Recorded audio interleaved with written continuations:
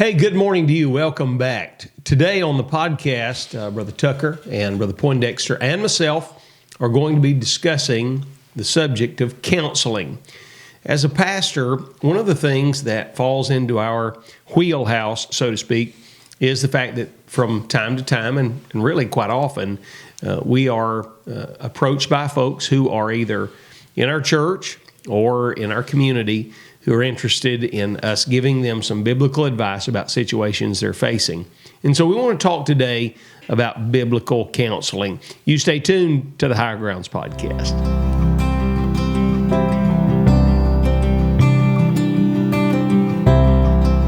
Hey, good morning. Welcome back to the Higher Grounds podcast. Thank you again, as we always say, for joining us. We're very, very appreciative and honored that you would come by each week. And we've been out on the road.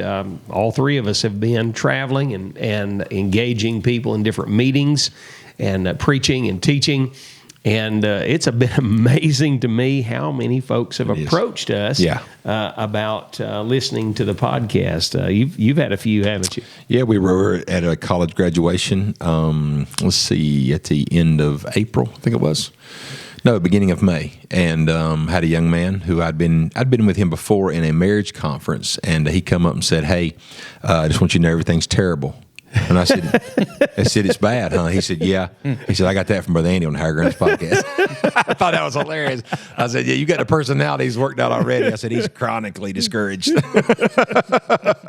It's a choice. Yeah, I come across that way. Yeah, absolutely. Yeah. So I'm not sure how serious I am about it. They know the euphemism. They know about the banter back and forth. And as your dad so eloquently said at our Bible conference, he straightened you out on that thing right there. It didn't take, but it was, it was the attempt. What did he say? He said, "I'm going to tell you how much I'd introduced him. He'd come up to preach. He said, "I'm going to tell you how much I love your pastor." He said, "I got on to my own boy about picking on him." I said, "That's right." And I'm over in the corner, and you can't hear it on the microphone. I said, "Yeah, but he's a rebel because he has not listened. He has not listened to the rebuttal from his father." Yeah. Well, see, he thinks everything's serious. That's what he thinks. Yeah. Everything is serious, and so with him thinking everything is serious, he really thinks that we're, I hate you, and I don't hate you, Mike. I appreciate it. I don't like you much, but I don't hate you. I appreciated the rebuttal myself. I thought, yeah, that's right. Somebody with some clouts done recognized all this. That's right. He done got in your grill real good. What about it there, Tuck? What about it, Rhea? Well, how about you? You been having anybody to say they've been listening to the podcast? I've had a few come up to me, and they call me Matthew. Matthew? And I'm thinking, where'd they get that from? Yeah. That's what Brother Andy calls it. Oh, okay, I got you. Yeah, Matthew. That's right. Yes, sir. That's right. I was in a meeting. Matt and I were together in a meeting, and an evangelist that's very well known, great preacher, came up to me. He said, "I want you to know we appreciate listening to that podcast." That's cool, man. We're grateful. We are grateful. That's cool, and we thank you. Thank you for tuning us in each week. I'm really astounded. You remember when I brought this idea to you? I don't remember it that way at all. Tell me the way you remember it, because I want to sign on. Well, I think more than anything, that you said, we really need to do something with this new technology, and I think we all I think it was a collaboration. It kind of just like formed naturally. Right. That's the way I remember it anyway. Well, now that's the way I remember it. Now, that's good. It's good. I don't remember. I think it just happened like a boom, big bang. Like a big bang. Like a big bang. And here we are today. Now, go ahead and tell the story. Sir. You're probably right. You probably did have the idea. Well, I don't remember now because I'm older, and you tell me that the things that I say, I repeat all the time. That happens. I'm sure it happened the way that you said it did, Michael. Yeah, I think you had the idea, and then you were looking for some people to come on board. Brother Steve and I, you asked us to do that, and so we kind of all started collaborating, and then you kind of hijacked it, I think, after a while. And here we are. And here we are. And here we are. Here we are. And it's good to have you, Matthew. We're grateful. We're grateful to be here. Grateful. And we're thankful that you have tuned us in. Yeah. And I'm sure you do it because you like Matthew and his singing of the Lion King. That's right. How about a little verse? Kuna Matata. That's right. Good job, man. Oh, Say well, it again. Mufasa. Matthew, 37 years old, still watch cartoons. So we love We're him. going to do though, an don't episode we? on We that. love Well, we're him. actually talking about something today that may be valuable for Matthew. Maybe people need to watch some cartoons. You know? Right. Hey, you heard the promo. So we're talking today about biblical counseling. Yep. And we're going to be having a marriage conference coming up here soon, and we've talked about that in previous episodes about how important it is to try to work on your marriage. But we counsel people in regard to their marriage, but for various other reasons too. And when you've been in the ministry 20 years, how long have you been in the ministry, brother? Yeah, I've been in the ministry. I've been pastoring 16. Yeah, I've been in the ministry about 20. 20 years. And when did it become painfully obvious to you that this was going to be more than preaching? You were going to have to get neck deep in people's lives to try to benefit them and help them. Whenever I got in the pastorate, as a young man sitting on the sidelines, I was just naive, and I just thought, hey man, pastoring has got to be just preaching. You just get to preach and study, and that's all it is. And I didn't realize That's what I thought. That's what and there's a whole other side of it, a whole other variable that you deal with, and that's just the day-to-day operations of the folks you're preaching to 3 times a week. They have lives they're living, and sometimes they have issues, and they need you to take them the Word of God and help them through some issues from time to time. And in a private and a personal way. Yes, absolutely. And that's biblical. Yes. I wish we didn't have to do that for various reasons. Number one, most of us as pastors feel inadequate to help you in and of ourselves. Absolutely. Number one. Number two, there's some things we would rather not know. Yes, sir. And the truth is, most of you would rather us not know those things. Thirdly, basically what we want to do is we want to study and preach to you and pray for you, visit you when you're in the hospital, preach your funerals, and marry your children. That's basically what we want to do without the complications of the troubles that you're having in your life.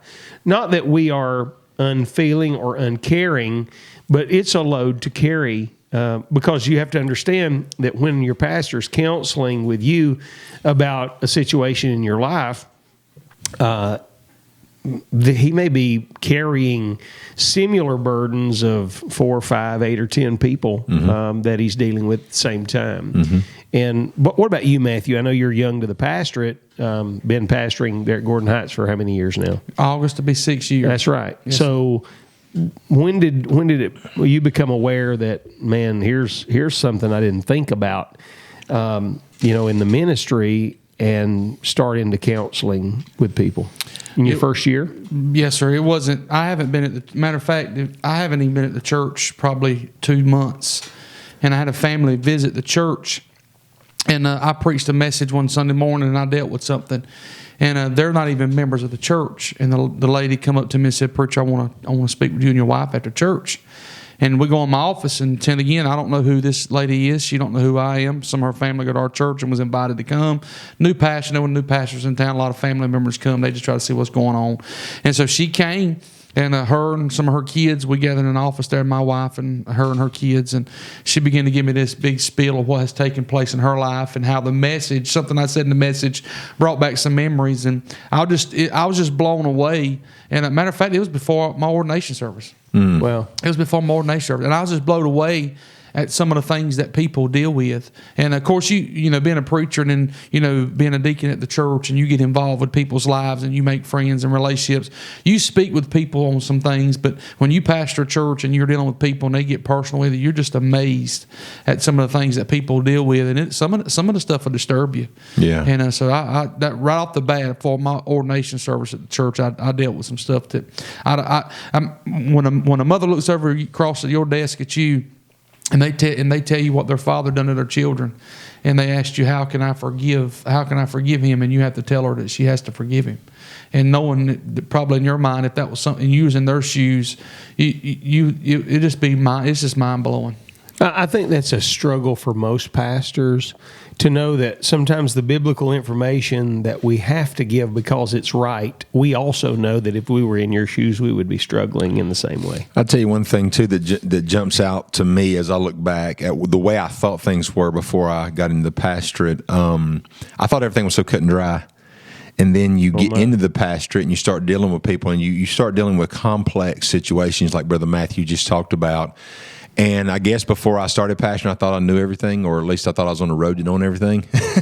And then after you deal with people and situations, and then you realize how insufficient you are, and how little you actually know, because boy, it gets complex in a hurry.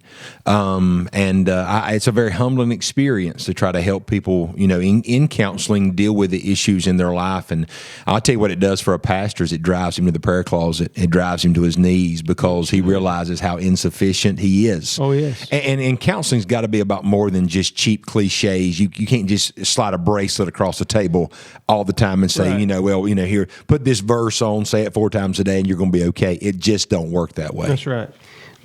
With the to keep from being too intimate with the details about things that you've had to counsel about in a generic way, what are some situations you've counseled folks, not just necessarily in your church, because I know that every pastor counsels people in his church. Sometimes pastors send their people to us to counsel them. I have that happen frequently.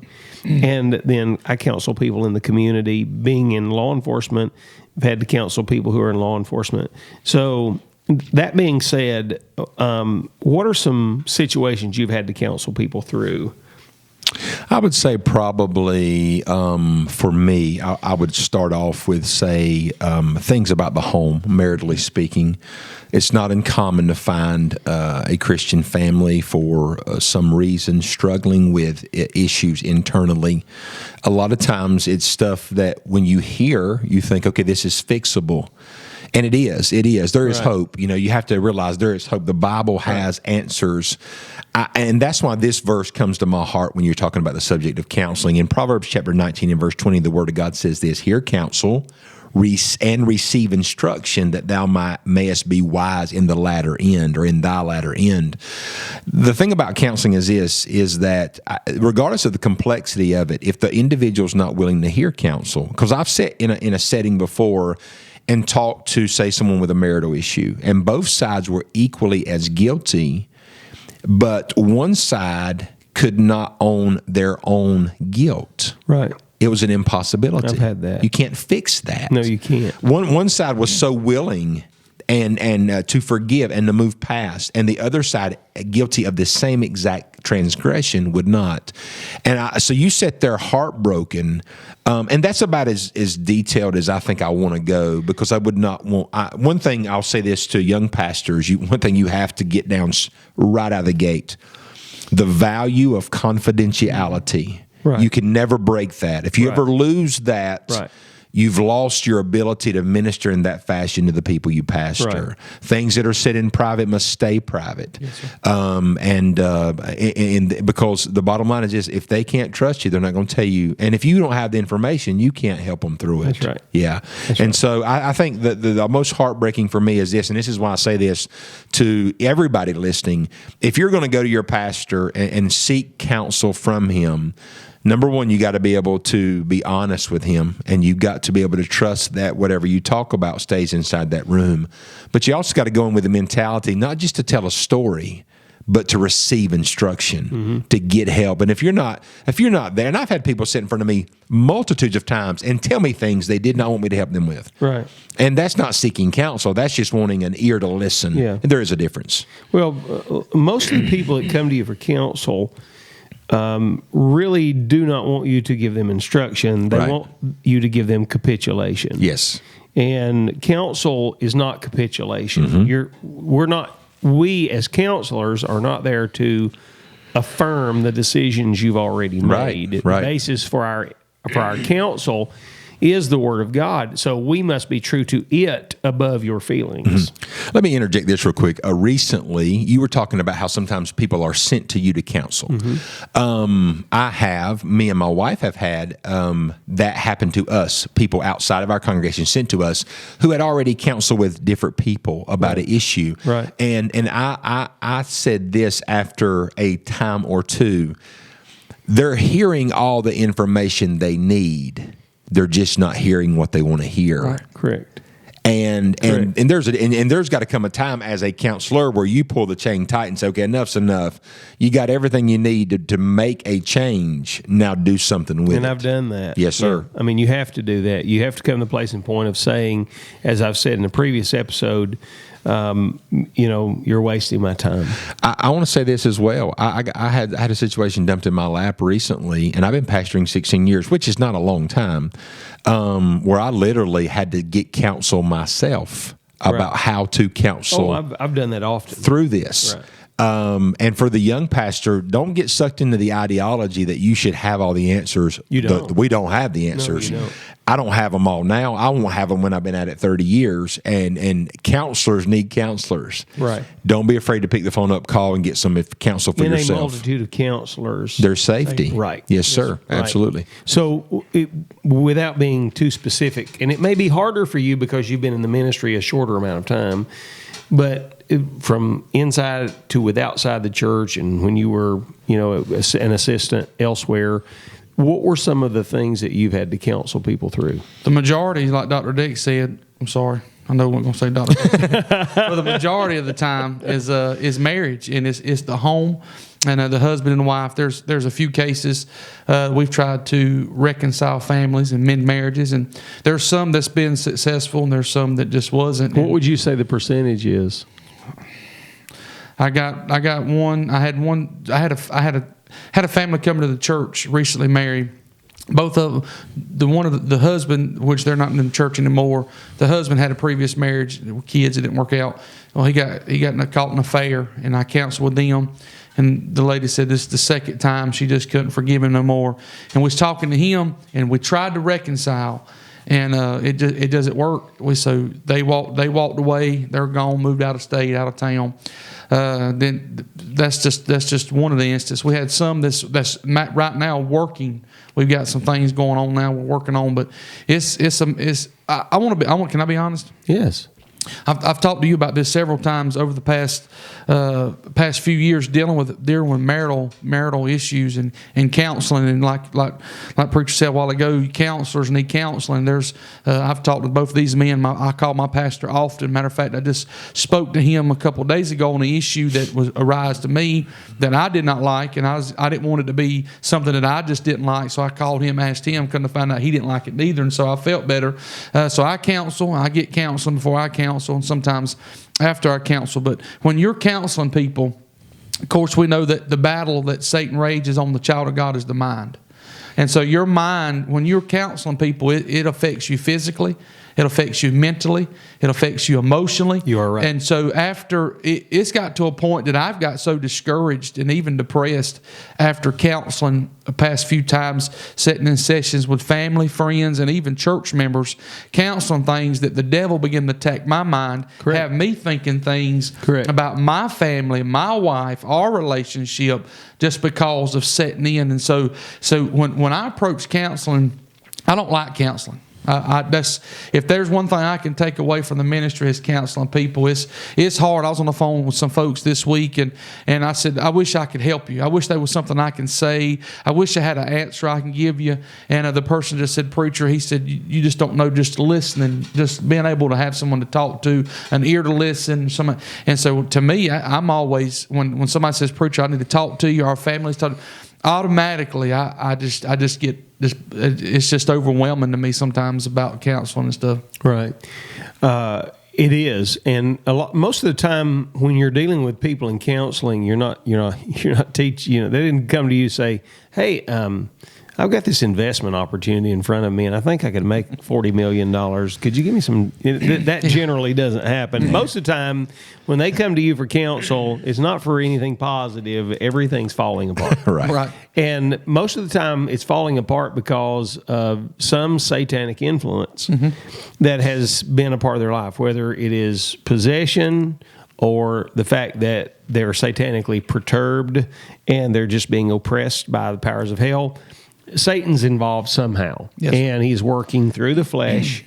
And so you're stepping into a satanically charged environment, and that what he is doing is waging war to conquer by divide and conquer a home or a family or an individual.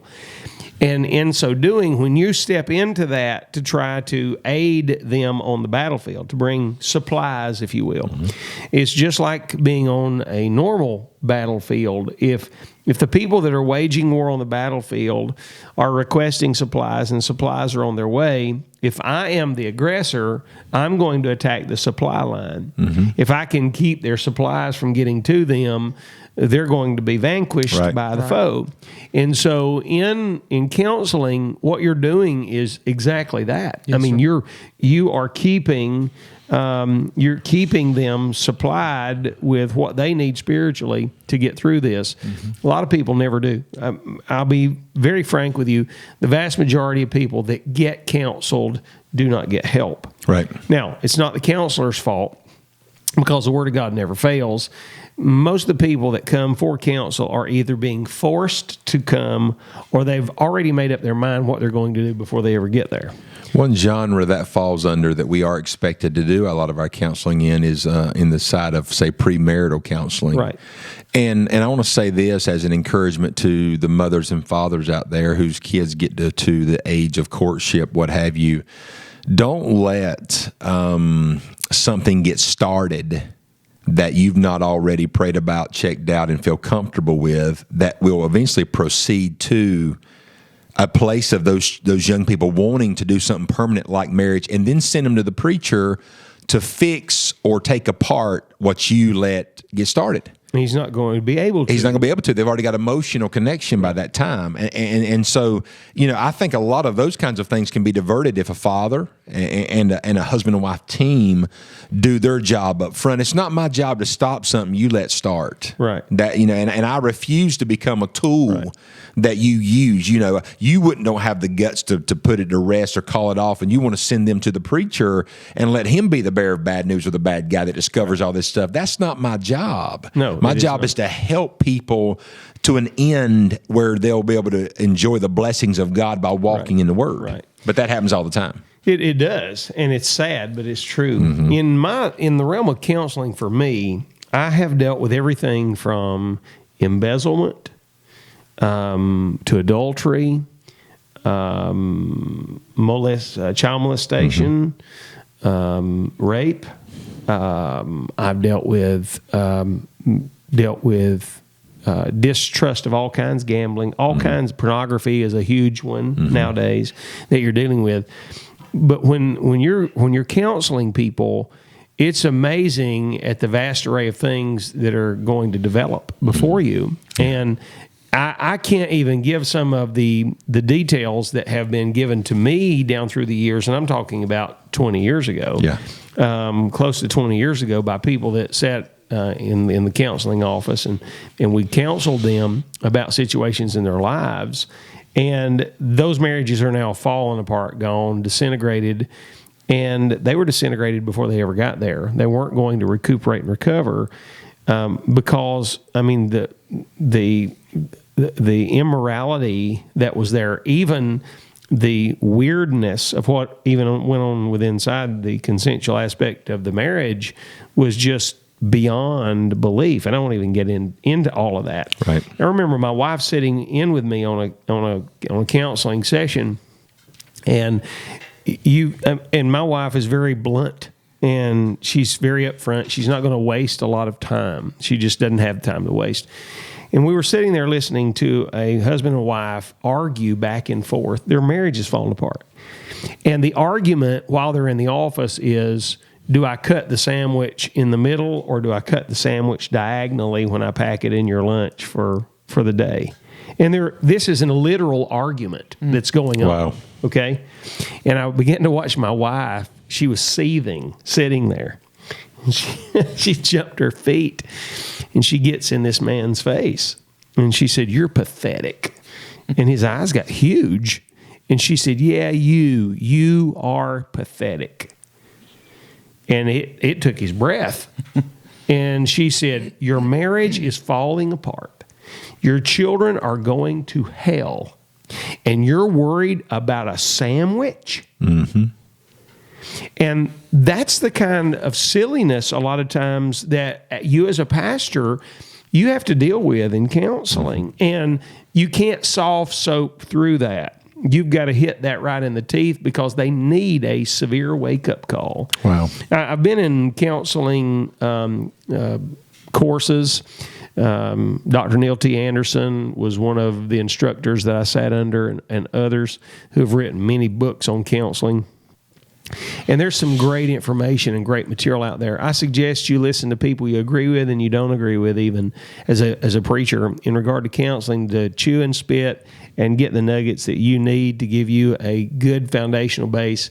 And Mike said it right a while ago. As a counselor, you need a multitude of counselors in your life. Yes, sir. To help you and to aid you through. And I've called, in my counseling, I've called professional counselors. I'm not a professional, but I call professional counselors who've aided and assisted me in some of the things that I've had to deal with. One thing, too, especially for younger guys, and when I say that, I'm probably talking about myself as much as any, but don't be afraid to take a situation that you're not adequately equipped for and pass it off. Right. Some of the Correct. counsel I And I've done that. received whenever I sought counsel out about a situation was, "Hey, if you don't feel adequate here, I can give you somebody to call, some other people." Right. And I was like, "Yeah, I'm going to need that information," because at that time I just wasn't versed enough and experienced enough or knowledgeable enough to help them. And because again, I mean, I don't have all the answers, right. And so let me pass you to somebody who can maybe help you, because that's the ultimate goal, is to get somebody help. And sometimes this kind of hits you in the teeth a little bit, but sometimes you as a pastor, you have members of your family, such as children, who are going to need some counseling in their life for various reasons. Mm-hmm. And oftentimes you're going to have to hand off your own children to someone else that they can feel free to kind of let their hair down and to bear their heart to them. And don't take that personally. Mm-hmm. That's a part of counseling. Solomon said it this way. He said, "Where no counsel is, people fall." Yeah. And I've got to have counsel in my life. I've said it often, every pastor needs a pastor, but to have a pastor in my life means I have a counselor. That's right. And I have multiple counselors in my life who speak truth into my life and help me. And I've said this often years ago, to my left and your right, Brother Poindexter. He started, we started having a relationship as friends, and he would call me and pick my brain, and I would counsel him, and I guess we had some element of a mentorship with Brother Mike. And then now it's developed to the place and point where, he's not an underling. He's a peer in every sense of the word, and is advanced even past me in some areas. And I know that's hard for y'all to believe I'm saying these kind of things about Mike, but I am. And I literally call Mike for counsel now. He's one of my counselors. And I appreciate that. I have to have it in my life, and everyone does. There is safety in a multitude of counselors, and you better have them in your life. The Bible said counsel in the heart's like deep water. Yes. Proverbs 20, verse 18. And deep water suggests the riches of the depth of water, right? The ability to understand more than ever and to make proper decisions and right decisions. Right. Got anything to add, Brother Matthew? No, sir. Y'all have covered it all. What? We covered it all. See? I mean, there's a man of few words. I'm telling you, if I had a Harvard degree, I still couldn't have covered it all. Yeah. I mean, well, you covered all I know. Just say something good about me like you did. Well, Brother Michael. I'm going to tell you, Brother Matthew, I'm fixing to. You ready? I'm ready. Throw it on him. I'm ready. I have never known a young man that God has blessed so fast in the ministry as he has Matthew in regard to this. His ability to study, his ability to preach, to convey thoughts, and he's growing in that. But, I mean, it's good. And he supported his pastor in his local church and worked in his local church. That was the most important thing for him. He was not trying to open any doors for himself. He just wanted to serve the Lord in that local church, and then God opened doors for him. There's a lot of guys that are trying to open doors for themselves, and they spin their wheels forever and ever and ever. When if they would just submit in their local church and try to be a blessing and a benefit to that local church, God would open a door and send them out. And Matthew is the poster child for that, and other things as well. That's everything he wanted you to say before we got on camera. So you did good. You memorized that perfectly. Okay.